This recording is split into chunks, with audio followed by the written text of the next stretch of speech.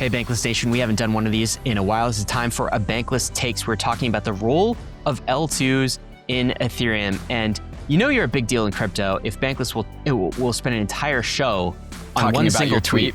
Okay? This is a Vitalik tweet that we're going to talk about.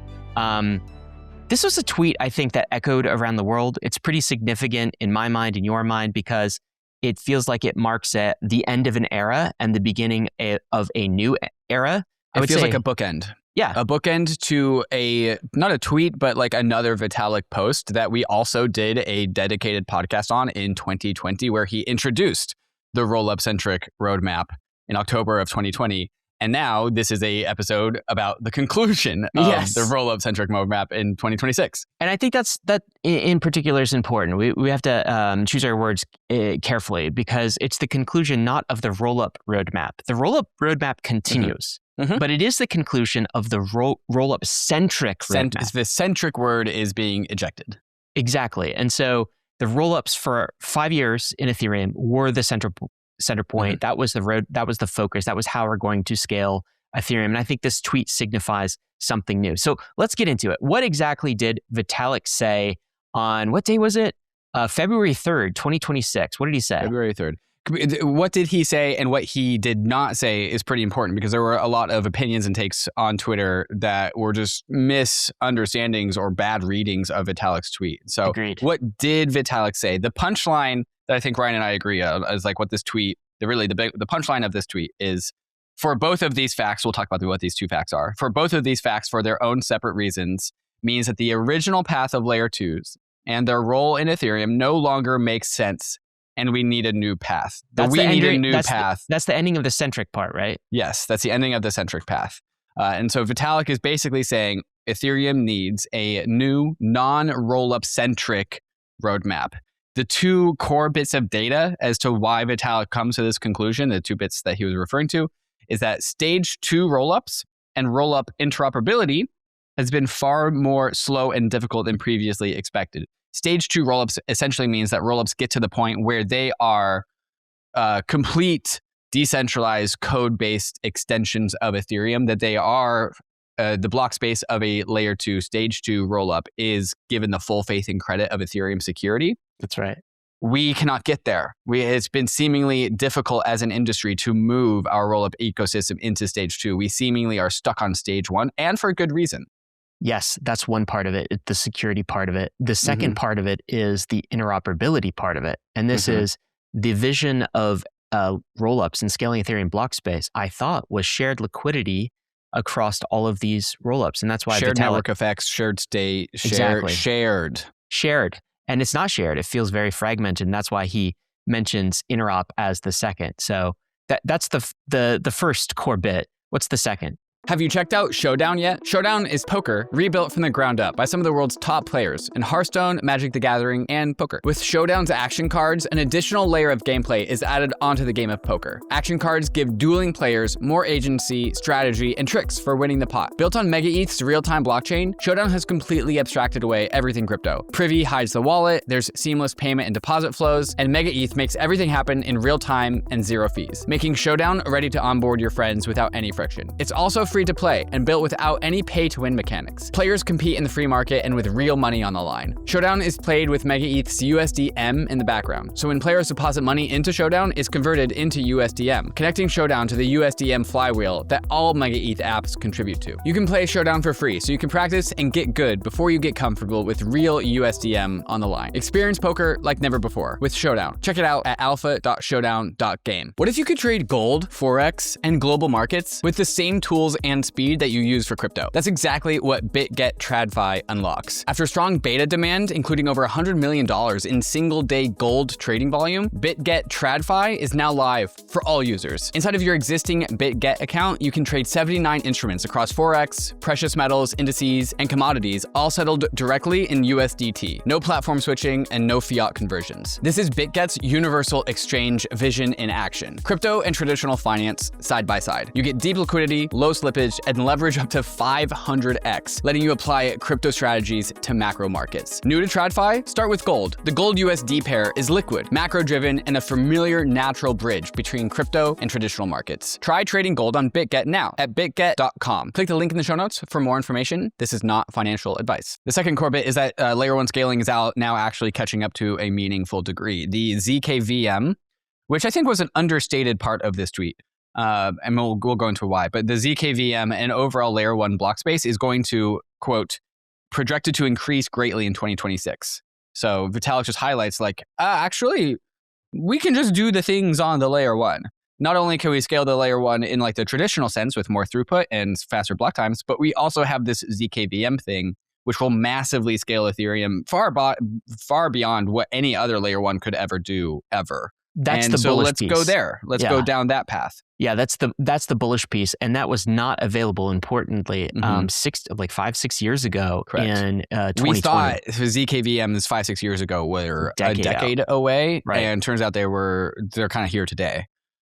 So those are the two core bits why the Rollup-Centric Roadmap, as it was in 2020, and as Ethereum, the track that Ethereum had been on, no longer makes sense. There's some more happening here, though, David, and this is some association of the question of like, what is Ethereum? The Ethereum brand, the values of the community, and both this tweet mentions that, and then he tweeted something later, a couple of days later, that we may want to touch on too. But he said, L1 does not need L2s to be branded shards because L1 itself is scaling. So that's the point we talked about. And he said we should stop thinking about L2s as literally being branded shards of Ethereum with the social status and responsibilities that this entails. Instead, we can think of L2s as being a full spectrum. Right. This gets into part of the reason, I think, this is my theory on why Vitalik felt he needed to tweet this at this point in time. Because as we'll discuss later, a lot of the elements of this were already obvious to many. And indeed, the Ethereum roadmap had already shifted. I mean, you could already feel it. Probably shifted 12 months ago, let's say, right? This tweet feels a lagged reflection of what the market and the industry has already digested. And actually, what I think Vitalik thinks at this point, I mean, I think he's thought this for quite a long time. Yeah. Part of the reason or the psychology of why to tweet this publicly goes into, this is my take anyways, what is Ethereum? And this idea of like, call it, I don't want to use words that are too strong, but a laundering of the Ethereum brand. I think that's very, very accurate. Okay, in many cases it is. Or a dilution of what Ethereum means. Because if all of these L2s are Ethereum, but you're not getting Ethereum level guarantees and Ethereum network liquidity, how can you actually say they are Ethereum? And this gets into kind of the social piece of this, which there had been a meme that many Ethereum people had started with, that you and I even started with, I believe, because this was our core belief. We actually, L2s are Ethereum. L2s are Ethereum. This is kind of like what we thought the roadmap was. This is what we thought we were building.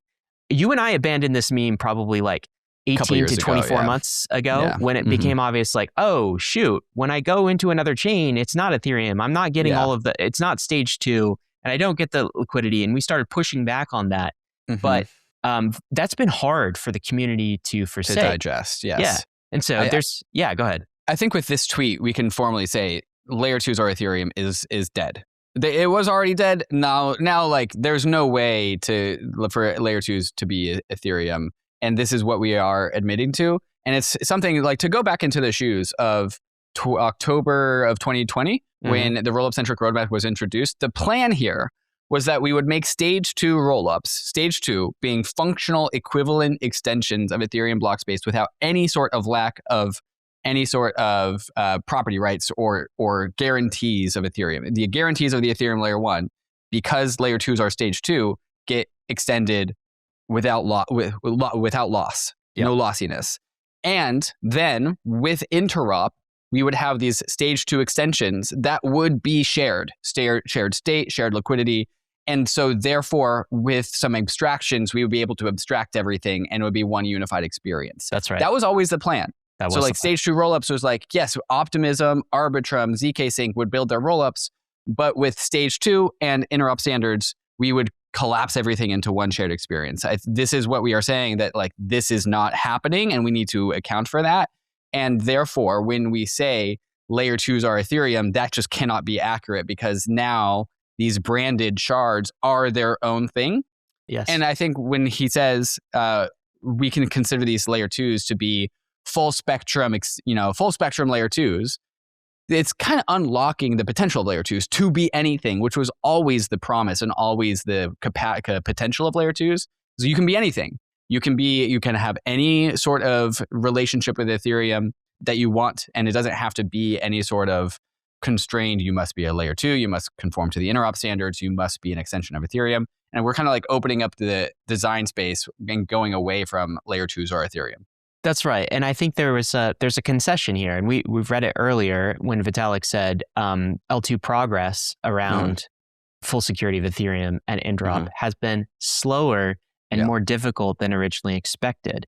I think that's true. I don't think that there's something insidious about the roadmap. We're going to launch all these L2s and we're going to invest in all these L2 tokens and VCs are going to get rich. And, we always knew this wouldn't work out.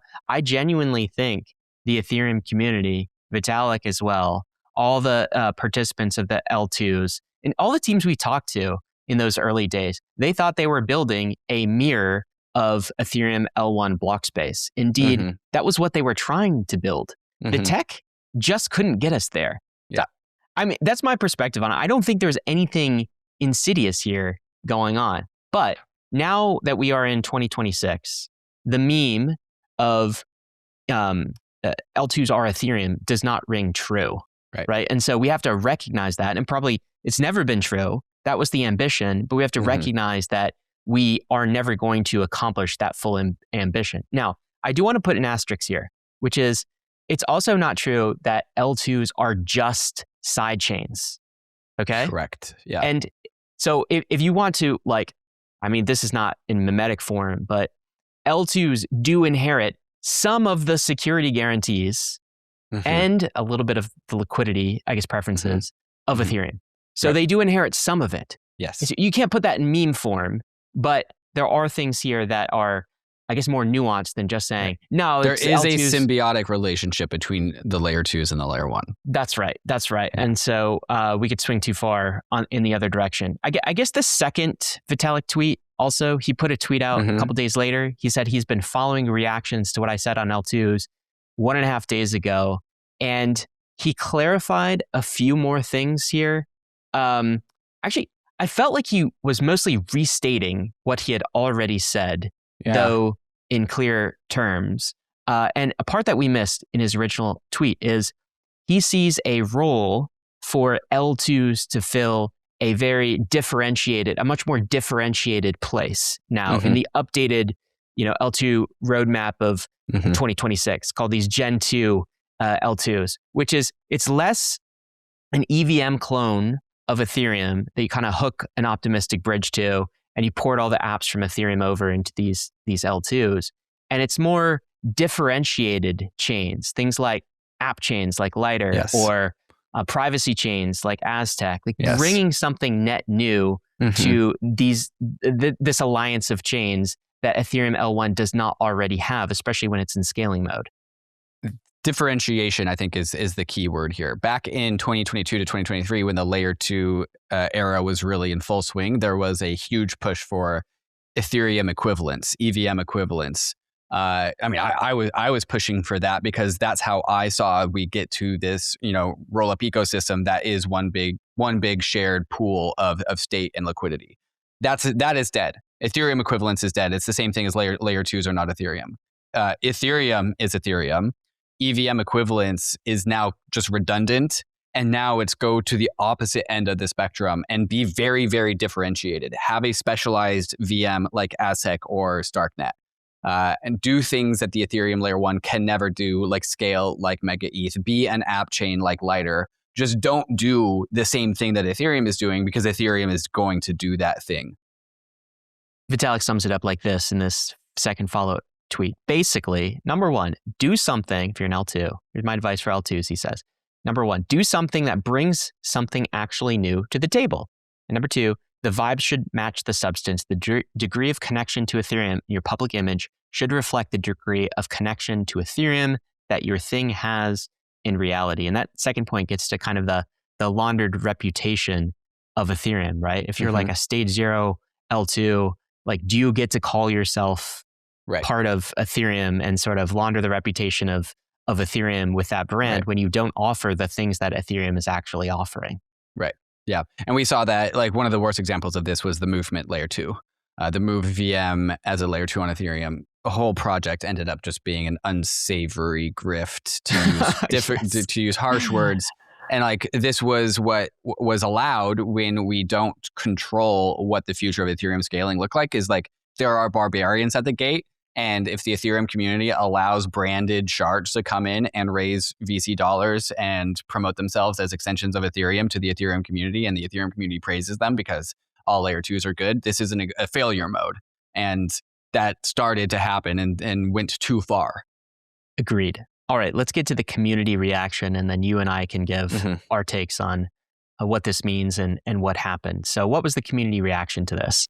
Yeah, like five different categories. There's just like praise for Vitalik's like honesty, adaptability, and truth seeking. There were a lot of I told you so's and criticisms and frustration over delays and wasted effort. John Charbonneau had this tweet where he tweeted out this meme saying, "Sorry about all the mean shit I said when I was right." Like, I think he gets that tweet. He gets to tweet that tweet. I'm not going to complain. Max Resnick, who was one of the original like layer 2 roadmap is broken, he just tweeted out. The skeptics, yeah. He tweeted out, "I'm very much enjoying reading this app today," which is just like a coded of just like, I'm drinking my tea and enjoying like reading all of this. Those are two individuals I would say that, heart and mind have defected somewhat to the more monolithic they defected because Solana. They were like, this layer 2 shenanigans is bullshit and we should change it. And then when they realized it's not changing, they went to Solana. That's what happened. Yeah. There was agreement that layer 2s aren't Ethereum. Stephen Goldfeder had a very good tweet thread where he started off with CEO of Arbitrum, we should say. CEO of Arbitrum. Number one tweet in the thread starts off with, "Arbitrum is not Ethereum," which is a divergence from previous rhetoric. Sure. And so like, previously Arbitrum was Ethereum, now Arbitrum is not Ethereum. And like, I think this is the correct thing to say. The cool thing about Arbitrum is that, despite Arbitrum also being in the EVM equivalence camp, they were like one of the first ones, them and Optimism, to be EVM equivalent. Arbitrum also established its own unique identity and culture that was distinct from Ethereum. And I think that has served them very, very well. I agree. So Stephen, many in the Ethereum community used to go around saying that L2s are Ethereum, or Stephen has said in the past, Arbitrum is Ethereum. Right. And I just want to point out that while that's not correct, that's also not entirely wrong either. Correct. Yes. So the truth of that is Arbitrum is partially Ethereum. Or it's like Arbitrum is an ally of Ethereum. Or like, there's an overlap in the Venn diagram. Yeah. Arbitrum is part of the Ethereum alliance. So I don't think it's necessarily dishonest to like say Arbitrum is Ethereum, because it is. It's just like not the complete story here. You have to put an asterisk and you have to explain what you're actually talking about there. Arbitrum flies the flag of Arbitrum, and it does so inside of the Ethereum empire. That's kind of right. Okay, so the way, if we want to analogize this to nation states, which I love doing, as you know, David, okay, so I think it's less a state in the union the way Colorado is a state in the Union of the United States. And it's more like an ally. It's more like, Sweden being part of NATO, which is protected by the United States of America and being this network of allies. It's sort of like the alliance of Ethereum rather than sort of the nation, the coordinated nation state of Ethereum. Laws of Ethereum. Yeah. Exactly. So that's one analog. The laws of Ethereum would have been able to have been established if we had come up with very strong interoperability standards, and that would have been a much stronger binding alliance between layer 2s, but we didn't. That's right. Stephen's whole post I thought was fantastic, and it's pretty long, and we don't have to read all of it, but there's some more worth pulling out here. What else does he say? There's a tweet that I liked that he said, "Vitalik is correct that the rollup story has evolved over time. In 2018, rollups were primarily created for scaling. This is true. We was like, we're going to scale with rollups. he finishes and says, today, they're as much about customization and dominion as they are about scaling. That is to say, even if a layer 1 could scale infinitely, there are plenty of institutions that nevertheless want their own customized environment. And this is the market sector that Arbitrum has really penetrated into. Why did they win Robinhood as a customer of Arbitrum Orbit technology? Because Arbitrum Orbit technology is part of the Ethereum EVM tech stack, which is extremely robust, extremely developed, the best developer ecosystem in crypto, undoubtedly. It's the Microsoft Excel for blockchains. And Robinhood gets to customize it as they see fit, and they get to control it, they get to own it. It is their ledger. And that's the customizability that Vitalik also echoed in his tweet. Is like, this is all about customized control. This is not about scale. You're not scaling Ethereum. You are able to customize things to fit your specific needs. And that's what Arbitrum is, Stephen is identifying, like where Arbitrum is bent towards. I think that's right. And I want to get into a critique that I've heard from some in the Ethereum community, other than a critique that maybe you'll express later, which is like, why did it take so long to say this out loud, right? Okay, so you got that. Eagerly trying to get to that point. Okay, but the other point is, like, Vitalik, you could have said it in a different way. And this is how Stephen expresses this. So if there is the perception with the way Vitalik said things, maybe the communication, that he thinks L2s are a dead end or dead, right? This is Stephen's worry. He says, I worry that if Ethereum is perceived as being hostile to rollups, it will push them away from the ecosystem. To be clear, it won't push them to launch on Ethereum L1. Instead, they'll launch their own L1 like Arc and Tempo, and Ethereum will ultimately lose out. This is a delicate communication balancing act, right? And so some have criticized Vitalik's tweet for being too aggressive, or like trying to push L2s out of the ecosystem, or that it's just like... That's just not how I read it. That's not how I read it. Some people read it this way, that it's just like not a good commercial stance for Ethereum to say these things, because at a time when we're trying to attract L2s, we want to give them the good graces of Ethereum. We want to say, you're good and you're okay, and like, welcome to the community, rather than kind of like push them away for not being quote unquote pure enough. I mean, do you think there's anything? I don't think that's a valid conclusion of Vitalik's tweet. There was a lot of bad readings of Vitalik's tweet on Twitter. And I consider anyone who is like, oh, Ethereum is abandoning its L2s, just did not read the tweet correctly. Okay, well, let's get to some more takes here. This is one from Polychain. What is this? Oh, excuse me, Polygon. Polygon. It just tweeted out the retweet of Vitalik, and they just said, due to market conditions, we now identify as a sidechain, which is like a facetious admission of kind of like what Polygon is a sidechain. And finally, we can talk plainly about that. I think that's one of the benefits of this tweet, is like people are finally just like ripping off this aspirational ideal for what the layer 2 roadmap could be, and now just speaking plainly about what it actually is. That's refreshing. It's refreshing to me. It is funny because Polygon is an ally for certain. For sure. They did so much for Ethereum in terms of investment, in terms of just like mind share, in terms of onboarding during previous cycles. They've done so much for Ethereum, but they're not kind of in the alliance of L2s, right? Because they are somewhat of a proof of stake sidechain. Yeah. So they're not a part of NATO, but they're still an Ethereum ally. Again, it's nice to be able to just redefine these terms and for them to be able to say it. John Charbonneau, again, you said, don't shoot the messenger. Is he just totally this smart? is a tweet that I've really, really enjoyed. Okay, let me go find this. There were people stating this exact problem that Vitalik eventually stated in this tweet in 2026 in 2021 and 2022. So the part of the industry, part of the frustration here, is that different people who have identified this problem in Ethereum and then got loud about it started in an order that was like very unpalatable and offensive to the Ethereum community, and has slowly worked its way to inside the community of more palatable people, and eventually gets all the way to Vitalik. So starting with Kyle Samani, who identified this problem and then invested heavily in Solana because of what he identified as a market weakness in the Ethereum strategy. It's Kyle, like enemy of the state #1 to the Ethereum community. The next person after that, Max Resnick, very offensive individual, kind of just like Max doesn't do himself any favors. Also said the same thing, goes to Solana. John Charbonneau, like closer to the Ethereum community, still offensive to many. And then like I'll even throw then after John comes somebody like us, like Bankless. Where in 2020, I definitely think that. In 2024, we were like, hey guys, I don't know if this is working out for us. Actually, okay, so here's the thing. I think that Kyle, obviously Team Solana, obviously for sure, like always paints Ethereum in the worst possible light, and that there's no use case and all of these things. Like Max at some level, I mean, as evidenced by him defecting to Solana too, is not sort of not in the camp of rooting for Ethereum and hoping for its best. John is someone who is an investor, so he's somewhat more pragmatic about it, but doesn't actually believe that ETH is a store of value asset and can compete against Bitcoin. Bankless, we, however, do. We are like have been Team Ethereum for a very long time.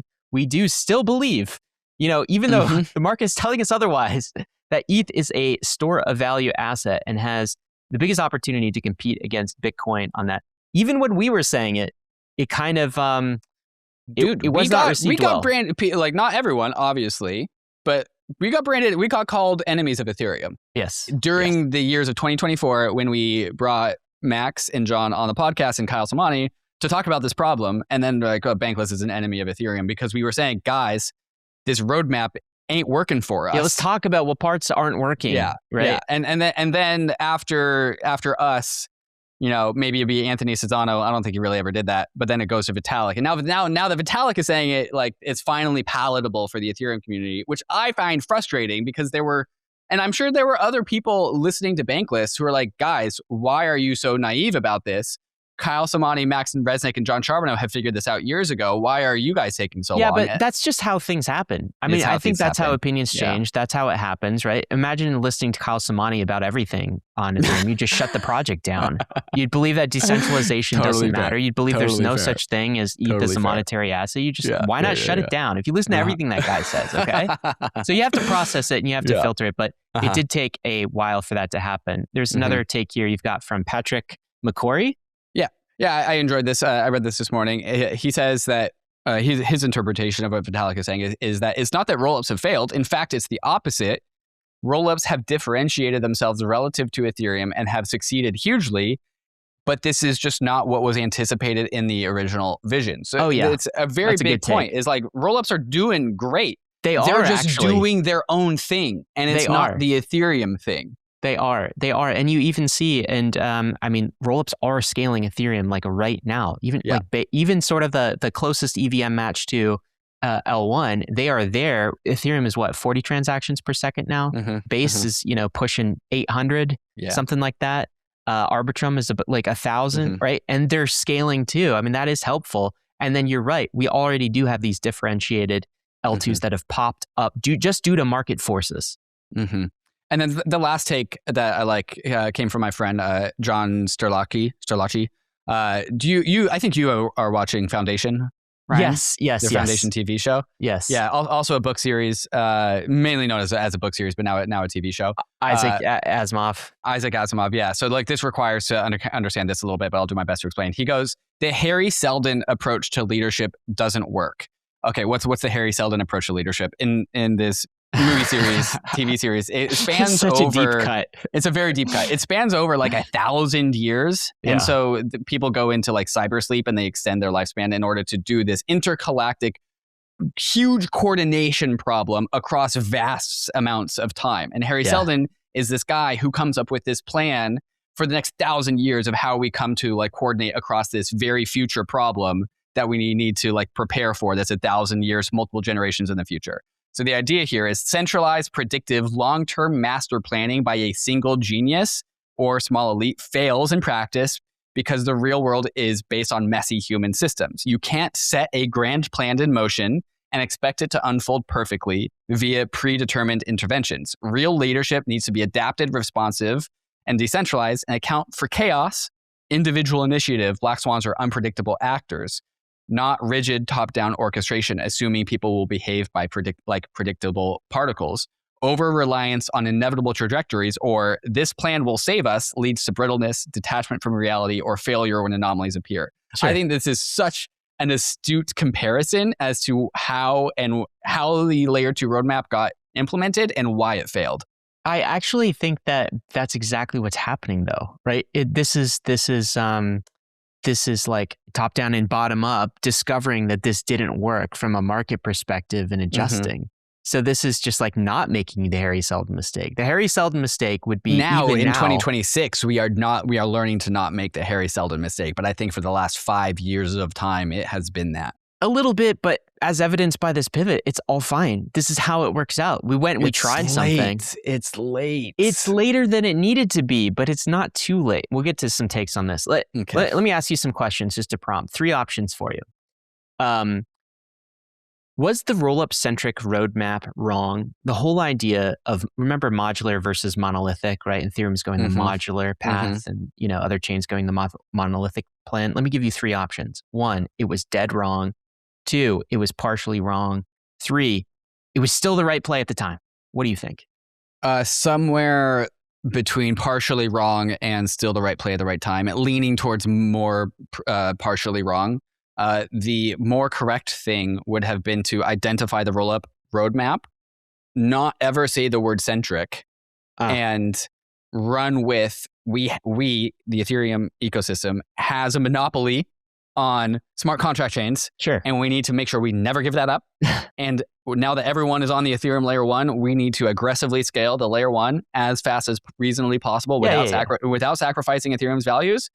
And in parallel, because we love doing things in parallel, we will also develop the Rollup roadmap in parallel, and it will not have the word centric in it. We will keep and point the word centric at the Ethereum layer 1. That would have been the best. We got to figure it out. But here's why I'm probably more 3. It was still the right play at the time. Okay. But also part 2, because we could have adjusted sooner, is because hindsight is 2020, man. We had no idea how this was going to work out. Like, it's really rich of us, like 6 years later, to be like, hey, 2020 idiots, you should have seen this coming. But the thing is, like, some people did. Some people did see it earlier, coming. But not in 2020.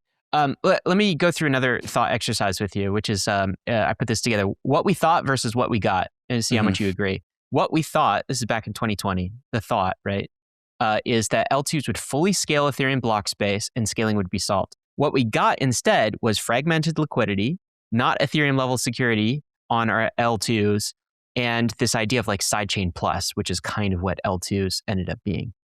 That's right. Here's another one. What we thought, L2s would unleash new use cases and apps, but what we got is mostly a lot of DeFi on L2s that was similar to the L1. Yep.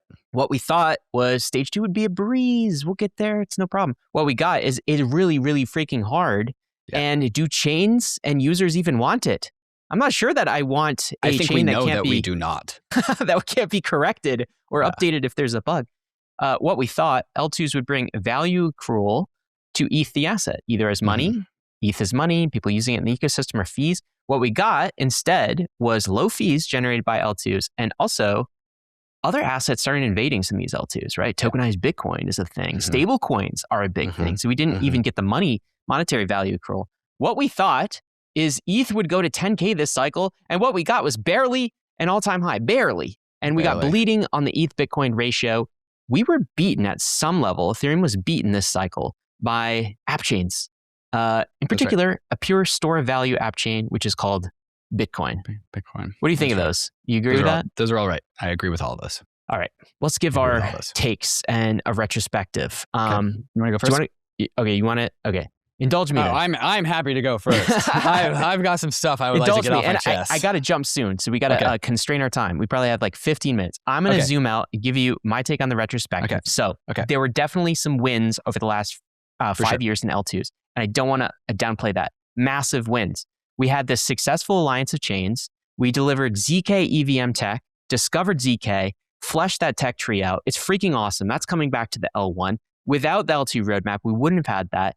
We had massive user onboarding on Base and Arbitrum. It's all EVM network effect. It's all good. And plus, I would say, this might have been the only option at the time in 2022. If you're going to scale Ethereum and also keep the decentralized promise. And the decentralized promise is Bitcoin level decentralization or better.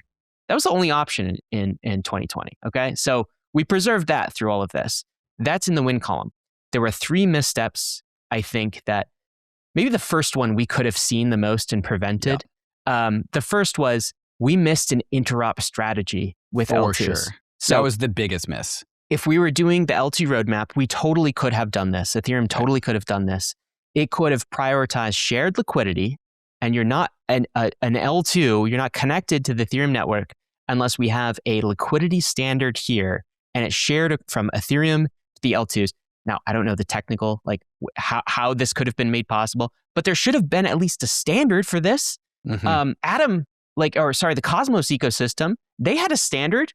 They had ICP standard. Out, yeah. We could have done something much more here, and we didn't. So we didn't transmit Ethereum's killer DeFi liquidity network effect to L2s, and it became this war of all against all, where the L2s didn't really share liquidity, and so they were all competing with each other, and it felt more like a bunch of side chains rather than a true alliance. Number two, that was the first mistake. Number two, it took us too long to figure this out. We could have course corrected probably 24 months sooner, I feel like. Yeah. And we didn't. We could have realized that the coordination glue just wasn't there to make a tight, united chains of Ethereum, which was the vision. We had this more fragmented, loose alliance, and then we could have pragmatically adjusted the strategy. But instead, we were still too hopium filled. We relied more on, it'll probably work out. There's hope. The last thing, I got to say this too. I feel like we lost some focus on the use case. So the core use case for max decentralized block space, we've seen this. It's been enough time in crypto. We've seen this. It's slow DeFi. It's money. It's ETH as a store of value. That is the single most important app for Ethereum. And we chased all these secondary narratives, right? Social and all of these other things that could be enabled by L2s, and we forgot the core narrative. We didn't make that a shelling point for Ethereum. Hey, builders, we have a store of value on ETH. We have DeFi. We have deep liquidity. Come build your money thing here. I feel like leadership could have pushed that a little bit more. It is not as bad as it feels. I think these mistakes and the feeling that we have right now, probably due to price, it's a lagging indicator. So 12 months ago, the course started to correct and the pivot started to happen actually. And so we're not now just waking up and realize this. Things have already been put in motion to course correct. We also have ZK, which is a gift from the gods. It is Ethereum's Uno card. I think it's going to totally bail out any mistakes of the L2 roadmap. Yes, I totally agree with that. And I do think the backlash is too lashy right now. In other words, the reports of L2's demise are greatly exaggerated. Okay. And so there's this counter swing of the pendulum being like, oh, okay, well, I guess L2s are useless. They're not useless. The wins are actual wins for corporate, for chains that want their own sovereignty, for some of these app chain type use cases. Net, L2s are good for Ethereum. They have been good for Ethereum. We've distributed a whole bunch of the Ethereum development to well-funded, highly competent teams. That's a massive win as well. And it's a core advantage. No one else is building L2s on any other chain. They're all on Ethereum. And that this partial side quest is a huge win that Ethereum will bring forward. All right, that's my rant. That's my take. That's all. I agree with all of those. Some of mine overlap with yours. So I'll start with mine. I have the good and the bad side for mine. The good is the ZKVM precompile. That needs to be Ethereum's merge or 4844 dank sharding. We need to elevate the importance of the ZKVM hard fork that's going to come, where we put ZKVM scale and Ethereum scales at 1000x its current speed as our new North Star. The Ethereum community needs to rally around that like we once did the merge. This is native rollups, right? This is native rollups. Yes, the Ethereum layer 1 is going to become a ZKVM and is going to be so fast and so scaled that it's the Manhattan project that once we deploy this, no other layer 1 will ever come after that fact, because the Ethereum layer 1 will be so scaled. And so I think we need to, as a community, elevate that strength. Yes, focus on it and deploy it. That's the good. And I think that was understated in Vitalik's tweet. The other good thing is that the layer 2 business model is undefeated. Nonetheless, despite whatever this tweet is about we are taking the centric away from Ethereum, layer 2s are still the best business model in crypto. You don't need to pay for the infrastructure, the very costly infrastructure to run your chain. You don't need to issue your assets to pay for validators. The day after Vitalik's tweet, Pay, which is a Celestia-based app chain, migrates to becoming an Ethereum rollup. the business model will be undefeated. This is why a lot of the layer 2s, like some people might be worried about, like, is Base going to become a layer 1? Is like Arbitrum going to be a layer 1? No, they don't want to pay for the infrastructure cost. The layer 2 business model is still as good as it ever was. And the other good thing that I really like is that layer 2s or Ethereum is dead. We don't have to ever mention about that. We can just sweep that under the rug and pretend it never happened. The bad. Yeah. Wasted time and lost effort. This is my main gripe. Like, so many people have been like, a response to this has just been obvious for so long. Like Mary tweeted out, this has been obvious for years. Clouded tweeted out something that I thought was I aligned with. The annoying part about the Vitalik layer 2 shenanigans for me is like, thanks for having hundreds of billions of dollars of our industry's liquidity going into funding these layer 2s over the past 3 years, while on-chain DeFi choked, as Vitalik called it, Ouroboros. And then Joseph DeLong got even spicier and said, Ethereum kind of feels like Vitalik's little Urbit-esque side project building a temple to nothing. And this is kind of how I feel. There was a too large amount of capital mismanagement and poor capital allocation, and we didn't course correct in time. And I don't know, dude, a lot of people's lives went into building this future that the Ethereum community led by Vitalik identified. And sure, like if we got it wrong and course corrected in time, like excusable. What's not excusable is that like so many people identified this, and like nonetheless, capital continued to be mismanaged. Like people continue to spend their lives working towards this vision that like much of the industry had identified as obsolete. And this is what Vitalik does. He like waits until he's like 100% sure. And like there's this fundamental disconnect in timing where Vitalik is like happy being overly patient to make sure that Ethereum eventually gets to the right spot. And he doesn't have the position that the rest of the industry wants him to be in, which is some sort of like CEO, executional leader who's ready to be aggressive and take risks. And there's just like a mismatch of urgency that people like you and me is like, we have competition. Like there's competition out there. Solana is competing with us. They're taking advantage of our weaknesses. And that is the time cadence that most people are on. And Vitalik is like, I'll wait until I'm 99.9% sure that this is the right thing before I tweet this. And it wastes money and time, and it's so inefficient, and we as a community get hurt as a result of that. And like I think everyone would appreciate it if he was in a little bit more of an executional position that had a stronger feedback loop of signal where he could actually push forward on the gas a little bit more aggressively. And I don't think that's that crazy to ask for. Well, now that you got that out, you doing okay, David? You okay? I feel like that was some venting. Yeah, dude. This is the community venting. Yes. Like so it was okay. So I get that. And I also think that the weakness and the trade-off that you're pointing out is basically disillusionment. And you see people that kind of leave. Yeah. You get people like Joseph saying this. I joined Ethereum to displace the banks, not this kind of like side project thing that just like, I don't know what it is. That same style that Vitalik has, I also think is a massive strength. Sure. It's like, because it's just like slow to consensus. It's kind of like slow DeFi, right? So you end up getting in the right direction. And also the trade-off for like Vitalik is Ethereum has preserved the thing that it set out to preserve, which is max decentralization. Yeah. Okay. And so Vitalik is not willing to sacrifice that. And he's done so, I think, as a leader with integrity. I don't want him to be the CEO of Ethereum. Like I like him in the place that he is, which is he has spiritual guidance. Yeah. And sort of social, like, here's what we should do. And he's willing to course correct.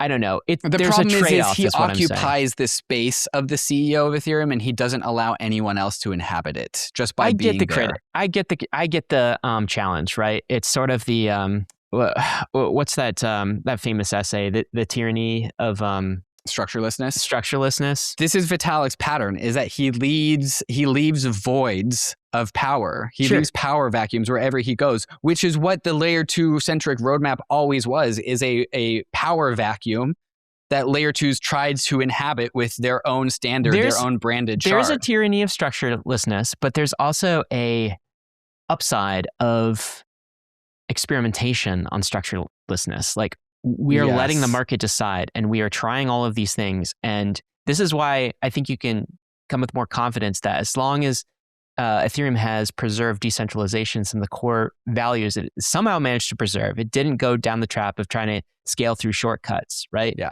The market will kind of figure it out. As long as Ethereum adapts, it will take on these technologies and make its system better. And that's the benefit of like, let 1,000 flowers bloom. But unfortunately, 900 of those flowers are going to go die. And people are going to get disillusioned in the process. That's people's jobs. That's people's lives. That's like hundreds of billions of dollars of malinvestment. Like that is a very significant cost. It feels like an unforced error.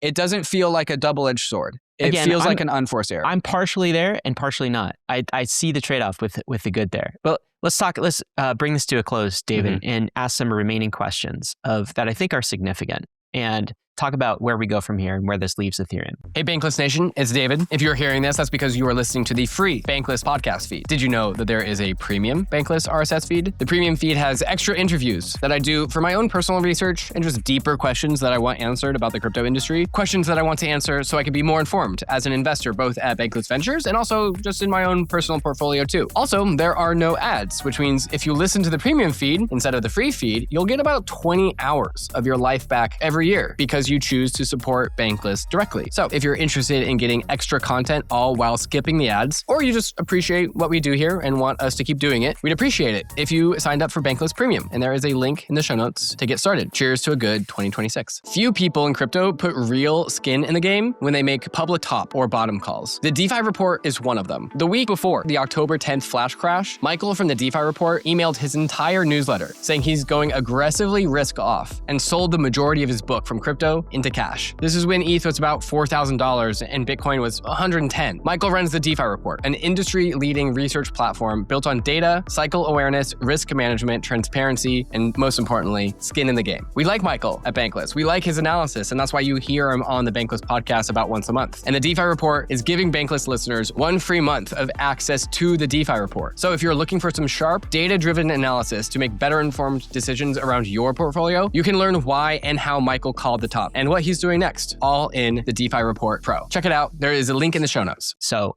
there is the question of, if you don't have the social blessing of Ethereum and kind of the L2 beat thing saying that, hey, we love you, you're part of the alliance, right? Or if that weakens at some level, is there enough network effect to keep Base on Ethereum, to keep Arbitrum/Robinhood on Ethereum? Or do they get enticed to go the Tempo direction or the Circle Arc direction and go launch their own token and split out of the alliance? They don't have that liquidity as a thing holding them into Ethereum. Is like shared security and cost savings enough? That's an outstanding question I think some people are asking. I don't see that, at least in this present moment. Like I said, the layer 2 business model is undefeated. Like it's not an alignment thing to say that you are saving millions of dollars a year by not having to do layer 1 validation, which is an extremely expensive and inefficient thing to do. Okay, so that's one outstanding question. The other is, I think, if the Rollup-Centric Roadmap is over, if that era is over, what has replaced it? And I think we're getting glimpses of what's replaced it. The ZKVM precompile, bro. I know. That needs to be more specific. I think you made this point earlier. That needs to be merge level focus. The entire community now rallies around it. Yep. We have pivoted. So let's talk about now, not the mistakes of the past. Let's talk about the thing that we are doing and excited about. And there's not yet enough of that. I think there will be more in the months to come, but that needs to be the rallying point for Ethereum. We need to meme the ZKVM precompile. That's right. The other question, I think, and this is maybe where the skeptics come in, is I mentioned my tweet. I feel like Ethereum coming out of the last cycle had like, if it got shared network liquidity correct across all of the L2s, it would have had a 1,000-year reign as the DeFi platform. Like, for it sure. would have been we would undefeated. have hit 10K. Like, yeah. Some ground was lost this cycle, all right? And some people look at that and say, well, this Ethereum, it's now anyone's game. So you have other chains that are, you come with ranks, maybe like Solana, BNB chain, who knows what else. Now Ethereum has lost its lead, or at least things have leveled off, and it's anyone's game right now.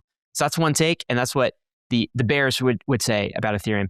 The other take, somewhat I'm more sympathetic with, is no, Ethereum actually stacked some wins in this L2 partial side quest. It did stack some genuine wins that are totally differentiated. We've made these points. And it has preserved the only thing that matters in crypto, which is Bitcoin level decentralization. And by the way, the whole ZK thing, soon to be better than Bitcoin level of decentralization. If you can have, rather than 15,000 validators, you can have hundreds of thousands of validators because you can run them on a mobile phone, for instance, and you have smart contracts. You are delivering on the Bitcoin plus smart contract vision that I think is the core of crypto and is the thing that Ethereum set out to do. So it's preserved those things despite this side quest, which is the only thing in crypto worth preserving. That's more my take. Yeah, that's right. And about like, did Ethereum lose? Like the Ethereum market cap, which is the scoreboard, is at $240 billion. The next closest thing is Binance at $88 billion. And then the next closest thing after that is Solana at $52 billion. If it was going to get flipped because of this incorrect North Star for the last 4 or 5 years, it would have already happened. And nothing came close. And now, like, that was the window of opportunity for somebody like Solana or Binance to win against Ethereum and flip Ethereum. Did not happen. And now I actually think, like, now finally Ethereum's on the right track and is going to figure out how to cement its lead and increase its market share. So let's close this out and let's call this cycle sort of a partial win, not a full victory for Ethereum, but a partial win. And I'm going to be looking for these signs of whether the new strategy is working or not. First of all, you got to look at, are more corporate chains actually onboarding as L2s for that sovereignty? It's been mixed so far. We get some of them, not all of them. So look for more of that. Also, app chains and these new Gen 2 L2s that are differentiated, will they win some traction? We'll see about that. We've got some promising signs, but it's still pretty early. Things like Lighter, other chains launching, we'll see. Existing L2s like Base and Robinhood, will they stay? It's part of Ethereum. If they do, that is bullish. If they start to fracture, I don't know. I mean, that's a breaking of the alliance. It's not great.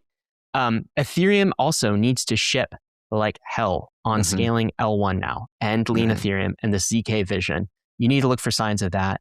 And I also think I threw this in there, but Ethereum, the ETH Alliance needs to win AI. I think that's the next billions of users for Ethereum.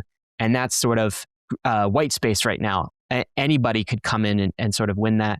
And lastly, I think from a price perspective, ETH needs to bounce back next cycle. It needs to prove itself as a store of value asset, not just a revenue asset. That's what I'm looking for. Next cycle, we can't have just a partial win. There you go. Bankless Nation, none of this has been financial advice. We're going to end it there. Crypto's risky. You could lose what you put in. But thanks for hanging with us on the Bankless journey. We'll see you next time.